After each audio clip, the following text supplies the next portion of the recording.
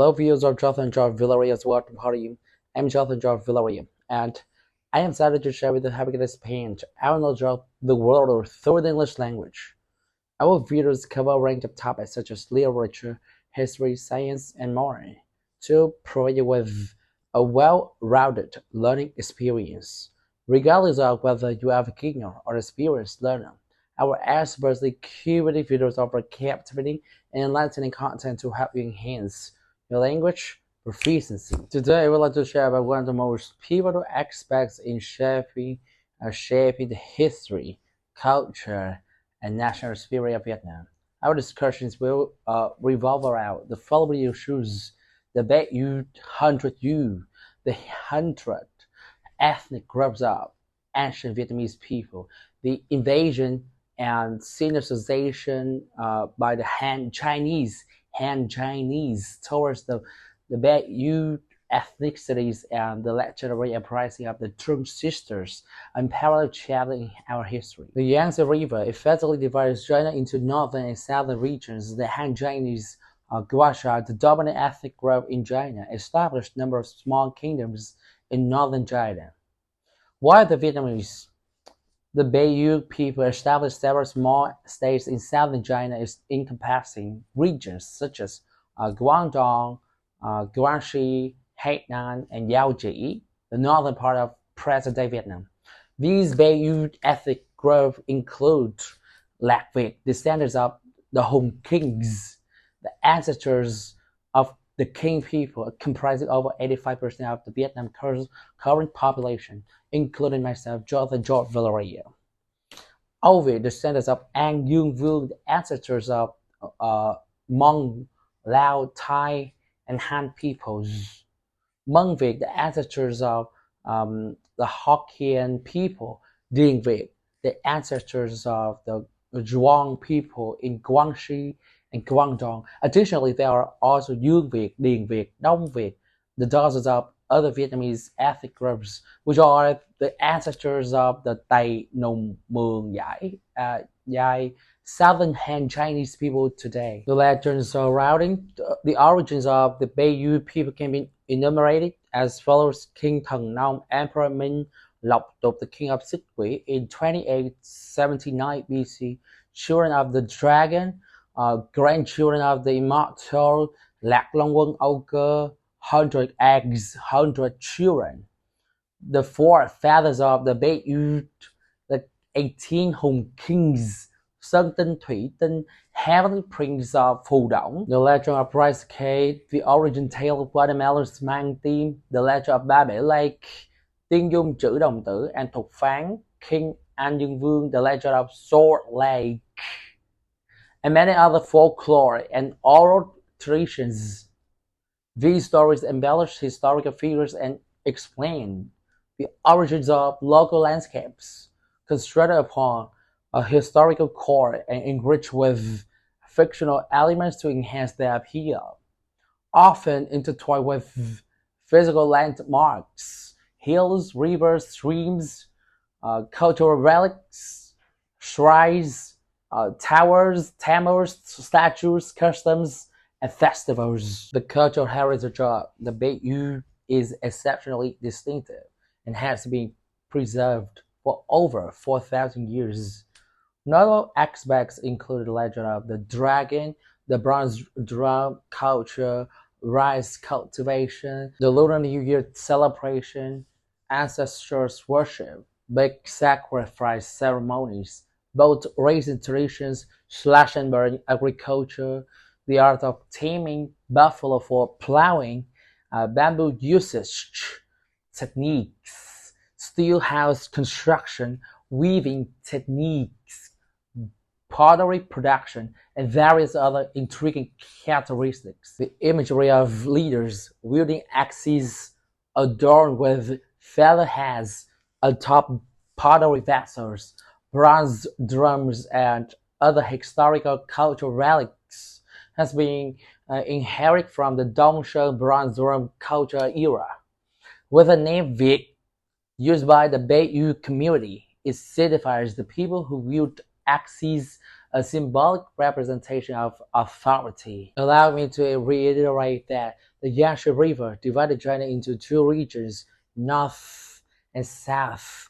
The Han Chinese Warsaw, the majority ethnic group in China, established numerous small states in northern China, while the Vietnamese, the Baiyu people, founded several small states in southern China, including Guangdong, Guangxi, Hainan, and Yaoji, the northern part of present-day Vietnam.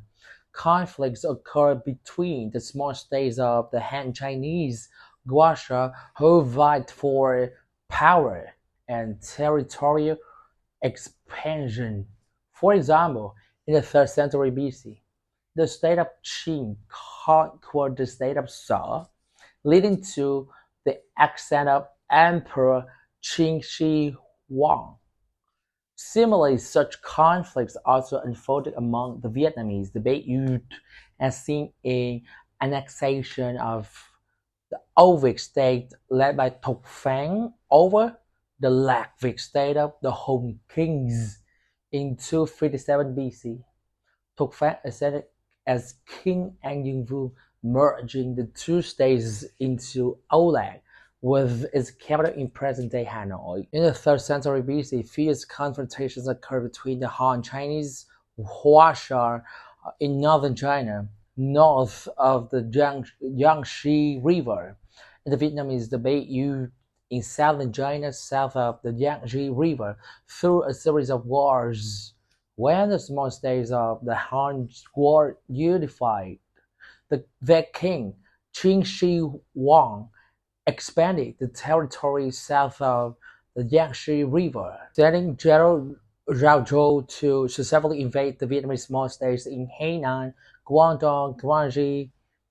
In 204 BC, Zhao Zhou from Guangdong launched an invasion of Âu Lạc, the only remaining Vietnamese Baiyu state, defeating King An Dương Vương and incorporating Âu Lạc into Nam Vic, a vassal state of the Qing dynasty, ruled by the Han Chinese. From here, the Han Chinese established their dominion and embarked on the assimilation of the Baiyu ethnic groups in Guangdong, Guangxi, Hainan, and northern regions of present-day Vietnam. Regrettably, after over 1,000 years of domination almost all, the Baiyu ethnic groups in these regions were assimilated into Han Chinese culture. Only the Lạc Vic people achieved independence in 968, with Đinh Bộ Lĩnh ascending as an emperor, naming the country Đại Cô Vic, which marked the beginning of independence. Dynasties of the Vietnamese people, Đinh, Lý, Trần, Lê, and Nguyễn, spanning thousands of years. Subsequently, Đại Cô Vic underwent several name changes such as Đại Việt, Nam Vic, and modern Vietnam, remaining the only nations of the Vietnamese people to preserve its independence and the cultural heritage of the Baiyu civilization, which the Han Chinese could not assimilate even after a millennium of history. The Lạc Vic people, or the forebears of the Vietnamese people, also known as the King ethnic group, comprising over 85% of Vietnam's population today. We Vietnamese have preserved our distinct ethnic identity with our unique language, Vietnamese, a language that is rich, fascinating, musical after thousands of years of struggle for independence from the Han Chinese influence. In more than 1,000 years, Han Chinese domination found echoes of heroic resistance by the Vietnamese people can be felt, with the most prominent being the Trung Sisters uprising in the 1st century BC. The Trung Sisters, Trung Trác and Trung Nhĩ, were twins born in 14 BC, orphaned at an early age. They were raised by their mother Mang Thiện, who belonged to the Hùng Vương lineage of the Lạc Vic. During that time, the oppressive policies of Tô Định, a Han Chinese official, aimed to exploit and assimilate the Vietnamese into the Han culture. The Trung Sisters, along with Trac's husband Thi Sách, rallied a rebel army in preparation for the uprising. In 40, the killing of Taishat by Thoden acted as a final straw, prompting the Tung sisters to raise the banner of rebellion. Under the leadership of the Tung sisters, many local uprisings merged into a nationwide movement that extended from the lowlands to the mountains, encompassing various ethnic groups within ancient Oland. Notable female generals joined the cause, such as Thánh Thiên, Lê Chân Thục Nương Xuân Nương Thiều Hoa Phương Dung, and many others. Remarkably, Mang Thiện, the mother of the Tung sisters, also participated as a military leader. This underscores the strong presence of the matriarchal society and the importance of women as mothers and wives within both family and Vietnamese society at the time. In less than a month, the Tung sisters gained control over 65 citadels and an enormous territory inhabited by various Vietnamese, the Bay youth ethnic groups which had been previously occupied by the Han Chinese Warsaw. This marked an unprecedented success in Vietnamese history as the Lat Viet, a small ethnic group within the Vietnamese people, defeated the Han Chinese, uniting the territories of various Vietnamese ethnic groups into the single unified nation. Trung Trắc assumed the title of Queen with the regular name Queen Trung or King Trung, established in the capital of Vietnamese Mê, which is present-day Hanoi. The Han dynasty's oppressive rule rapidly crumbled, and Thoden was forced to adopt a disguise, shaving his head, beard, and mingling with fleeing remnants of his army to escape north of the Yangtze River. The Tung sisters' uprising was a monumental achievement enriching the heroic annals of our heartland. They were the first female heroes in the history of the Bayou and by the extension Vietnam, who fought against the Han Chinese invasion. However, their era of peace and independence was short-lived. In 41, the Han dynasty dispatched General Ma Vinh with an army of 20,000 to launch a counterattack. By 43, the Tung sisters were defeated. To preserve their honor, the Tung sisters chose to commit suicide by drowning.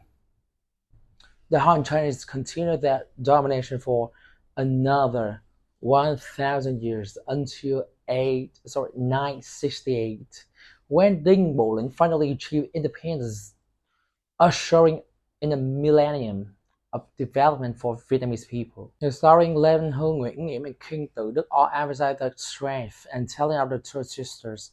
They bravely led and inspired a movement recruiting numerous patriots, even conquering vast territories of the Bayou.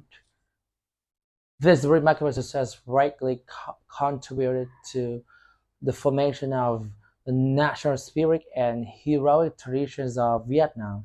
The rich history of the Tung sisters has become a source of inspiration for Vietnamese art and culture. The Aussie opera, Cải Lương, play The Drums of Mê Linh, is a classic example alongside literary works, paintings, music, and cinema. The Tung sisters and their female generals are also revered in numerous temples and shrines throughout Vietnam and even the present-day Guangdong, Guangxi, Hainan, and China. Notably, participants in these worship ceremonies must avoid wearing the color red. At the APEC 2017 summit in Da Nang, former U.S. President Donald Trump highlighted the strength of Vietnam and its national spirit through the enduring symbol of resilience, the Tung sisters' rebellion. President Trump also noted that Vietnam had demonstrated its national spirit for over 1,000 years. He cited the uprising of the Tung sisters in 40, marking the first time the Vietnamese people fought for independence, for national pride. This event also reflects a part of a general equality and freedom principles that were evident in Vietnamese culture, surpassing both China and the Western world. A certified awakening of the Vietnamese national spirit, a significant rekindling of the recognition of the right to live in their own way. Donald Trump underscored reconciliation in the historical narrative of Vietnam and the United States, referring to the period of several decades ago where there were many losses in the bloody war. He made a strong statement. Today, we are no longer enemies, but friends. The President of the United States respects the independence and sovereignty of each nation, stating, we understand that nothing is more precious than independence and sovereignty. We commit to respecting the independence and sovereignty of nations, and through that, we will become stronger together. The journey of exploration into the Beiyou ethnic groups, the invasion and Sinicization by the Han Chinese, and the Two Sisters Uprising has provided a deeper understanding of the identity and the history of the Vietnamese people. From diverse ethnicities, they have assimilated and fostered unity in the culture and patriotic spirit. The Two Sisters Rebellion stands as a great symbol of the unity and determination of the Beiyou, opening new chapters in the histories of nation building and homeland defense. Let us continue to learn from and honor these legacies as we work together to build a brighter future for Vietnam. Thank you for joining me on this episode. Your questions, comments, and feedback are always welcome and appreciated. So please don't hesitate to leave them in the comment section below. And if you haven't already, please do hit the like button and subscribe to our channel for more interesting and enlightening content by hitting the notification bell. You'll be sure to never miss any very exciting and thought-provoking episodes. Don't forget to share our channel with your friends and family who may also find our content beneficial. We are committed to provide you with high-quality, well-researched, and engaging content that will help you improve your English language skills and Spanish knowledge. And I look forward to sharing more insightful and inspiring things with you in the near future.